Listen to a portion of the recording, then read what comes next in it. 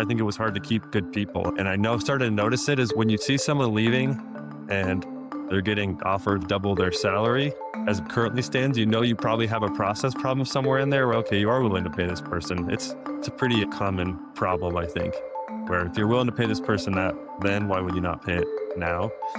Welcome to the WorkOps podcast. In every episode, we dig into one story, a process that went sideways, a system that just didn't work, and what someone actually did about it. It's packed with practical lessons that you'll want to bring straight back to your team. This podcast is brought to you by Kinfolk, the AI service desk built for HR. I'm your host, Jeet Mukherjee, and with that, let's dive in. All right. Hey, everybody. Today, I'm joined by Michael MacArthur, who's the COO of Recharge and the former head of people at Qualtrics. Michael, thanks for joining us today. Good to be here. Thank you. Yeah. And interesting change from the people space to the COO space. So before we kind of jump into things, can you tell us a little bit about that journey and how you are where you are today? Yeah. A little bit of luck and some good teammates as well. So came over here to Recharge on the people side and we were growing quickly. A lot's been changing in the 5 years that I've been here. And some opportunity opened up to own some more. It was actually in the RevOps space originally.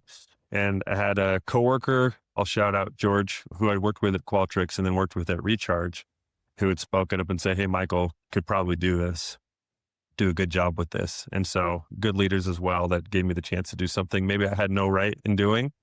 And from there, just continued to get more responsibility. And now I'm the COO. So excited to be part of that journey with Recharge. But again, I think good people who spoke up for me and then some leaders that let me take some risks with me. So I appreciate that. That's how we're here.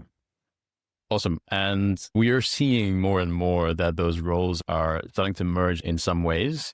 What are some of the similarities that you're seeing with your previous role and what you're doing now, and what is different? Yeah.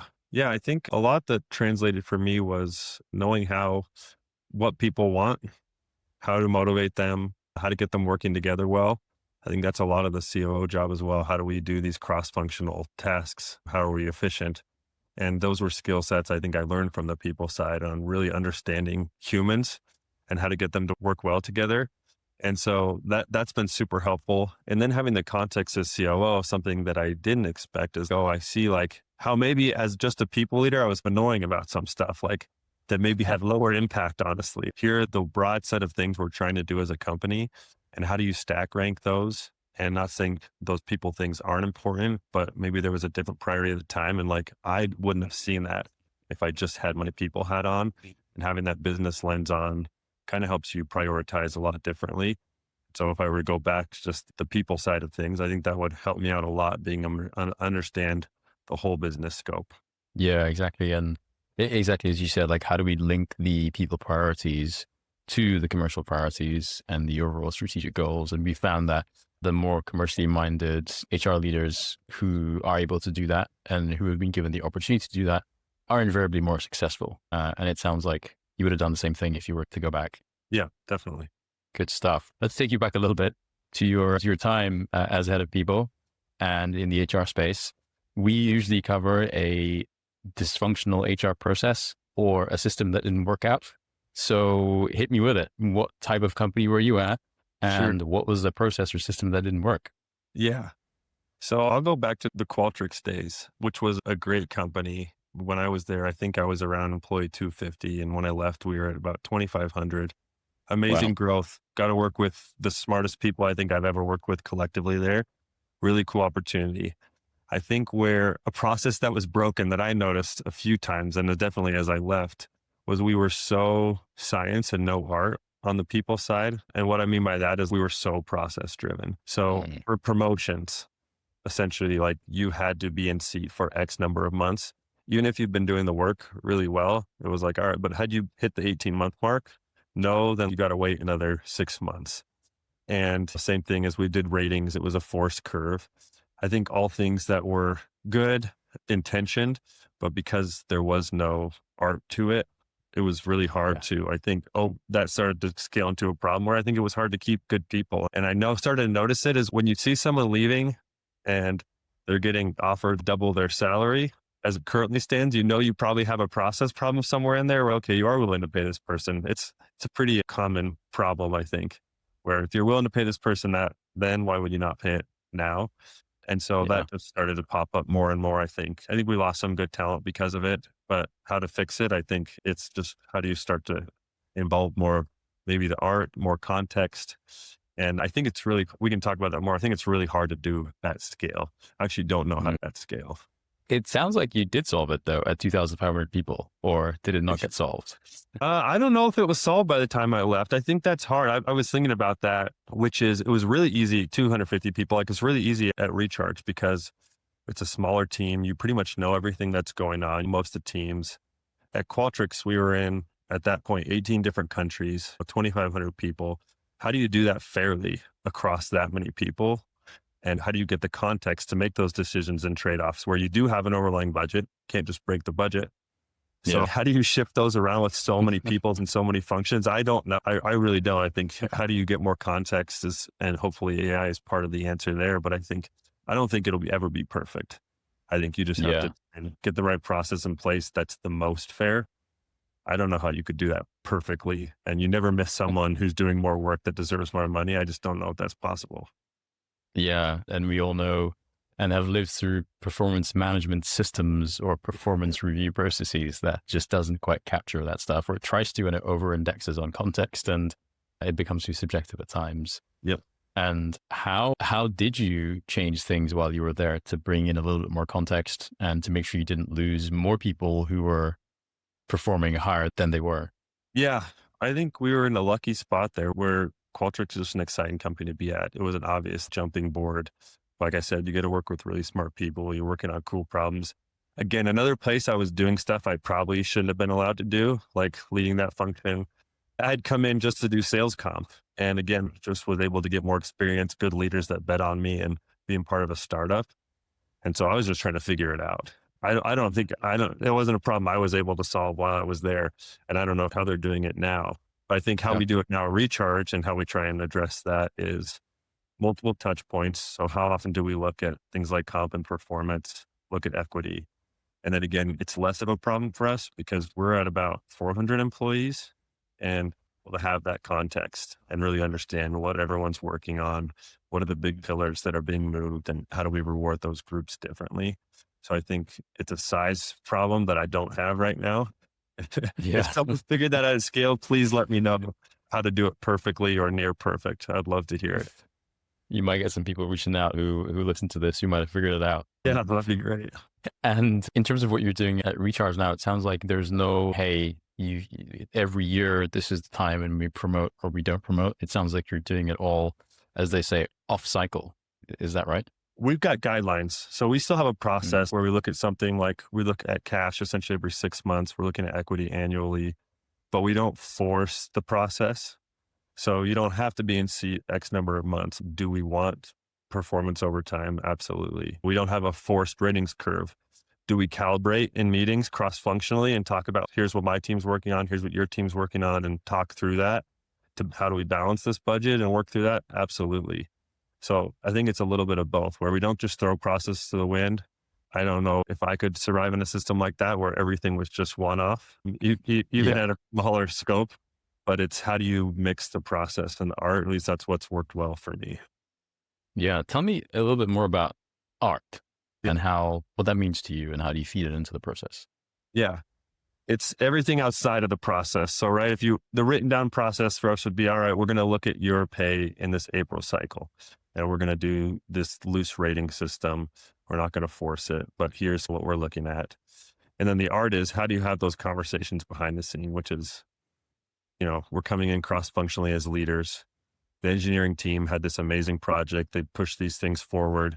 Here's something that someone on an operations team who's less seen also worked at. And how do we balance the budget between these groups who are all doing good things? Again, it all comes down to we have a finite budget. We're still running a business and have to be smart on how we use our cash and use it the best way possible. And so that's the art. I think it's just calibration, having very transparent, open conversations with the people involved in the business. And that's the art for me. I'm a comp guy, so we always talk about the art there in that process, which is like, you can have your bands, You can have exactly what you want to do. And then there's some arc where it's like our understanding, this might be a little different than the benchmark, how the world or Radford or Pave, whoever you use for benchmarking, sees this job. So we're going to tweak it a little bit, not just going off of here's what's written.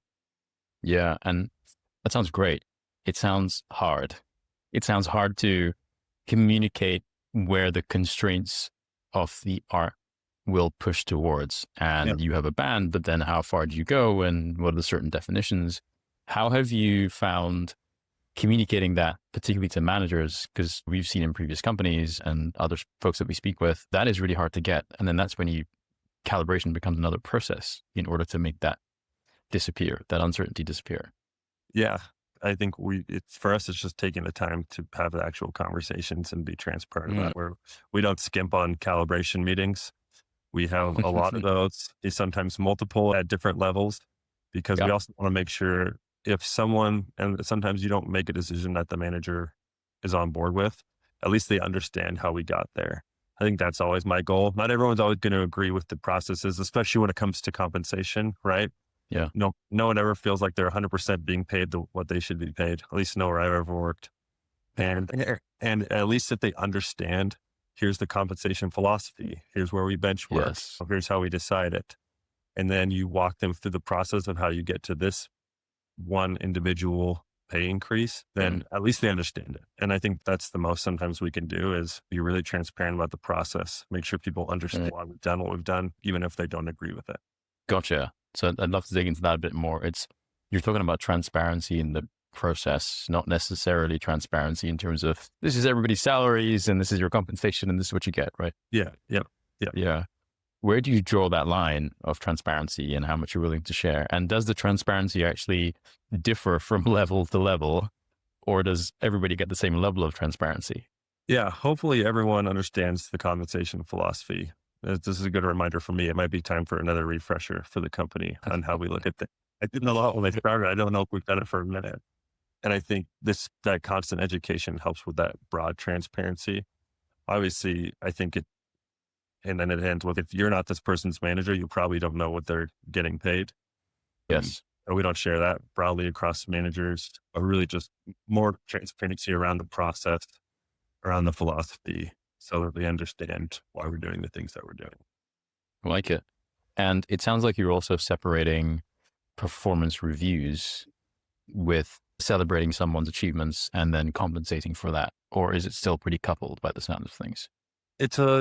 We do two things. We look at pay twice a year and we do annual ratings and this performance cycle formally once a year. So we kind of couple two of them together. Another time it's not coupled. We're just looking at like who's performing, who's done big things, who are people we need to make sure that we're locked in, and just making sure we're at least looking at it formally twice a year. Yeah. Again, like you said, there's plenty of informal conversations around compensation always, but I like to also have, these are the formal times because I want employees to know what to expect and have some expectation there. I think but we talked about this a little bit. What if it was all off the cuff, like all just as you go? Then the employee there's no expectations for them. It's very confusing. Like, when should I be talking to someone? Should I be having a conversation now, or should I wait? And they don't really know what to expect, and therefore they don't know how to operate. Yeah. So I like clarity in that way. But I wanted to ask you, since in this world of AI, you touched on this earlier on, there may be a better way to get more context and therefore lean into the art. How far are you guys on that journey? Or is this something that you're starting to explore? Yeah, it's just something we're starting to explore in all aspects of the people side, and just using technology better, I think, is interesting. I just saw, there was something cool I just saw where we might just copy it and build it ourselves, but there's an engagement tool, and usually engagement surveys die. So it's a company I know called Nectar that does engagement, and they just launched this new feature where you're able to interact anonymously. So if someone says, hey, I'm not engaged in my work, you can then go and chat with them from the backside. You don't know who they are. And so it's anonymous, and you're saying, all right, why are you not engaged? You can glean more context and more information than a static survey where you can't ever follow up on that question unless they left a comment or whatever it might be. So I think stuff like that is really interesting. And in the age of AI, it's all who has the most context. That's how you build power in these solutions. So Yeah. how do we get more context from our employees on what they're going through, how they're feeling, that can actually help us then go solve their problems? And that might be AI or just the different way we're using technology as in that case. But for me, it's just how do we build that context and get as much information as possible? Very cool. And I like that you mentioned engagement. So even in your COO seat, a lot of time we hear that some leaders find it difficult to connect a metric like engagement to those business metrics. And hey, why should we be doing these engagement surveys anyway? What's your philosophy there in terms of engagement and Yeah, business metrics?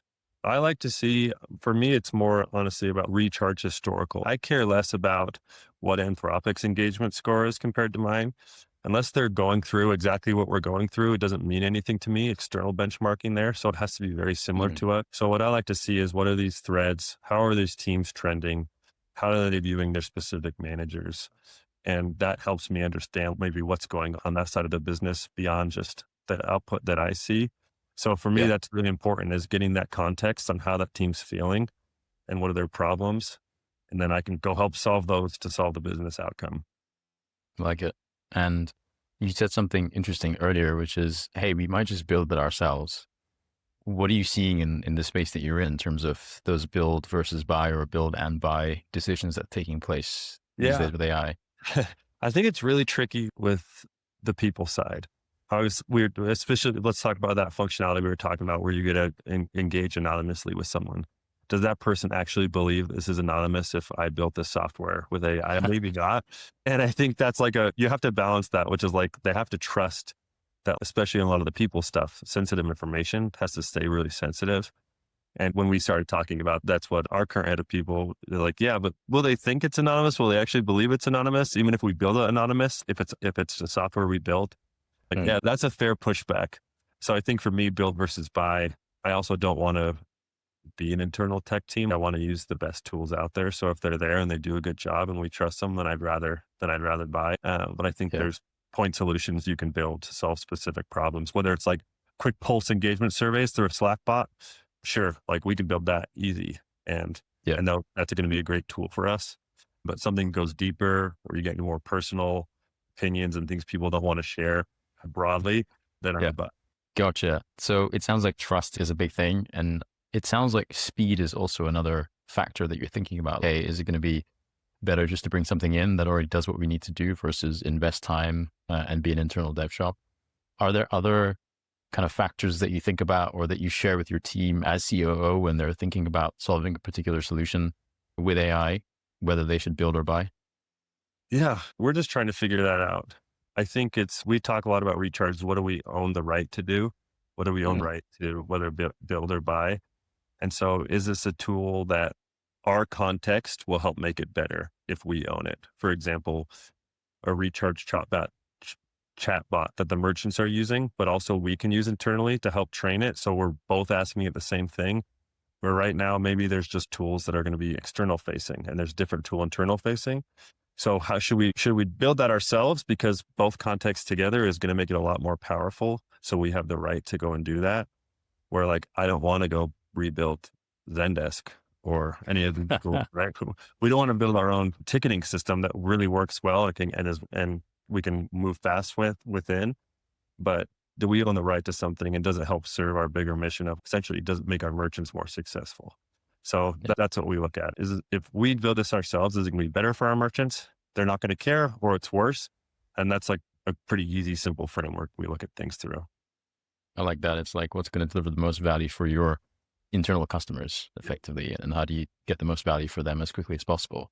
Yeah. And that then leads me to the next question of there's probably a lot of different pieces of friction and therefore a lot of different areas of opportunity to improve. And now with AI at everybody's fingertips, if you're curious enough, you're probably going to be like, hey, I'm going to point myself at this problem. I'm just going to go try and fix it.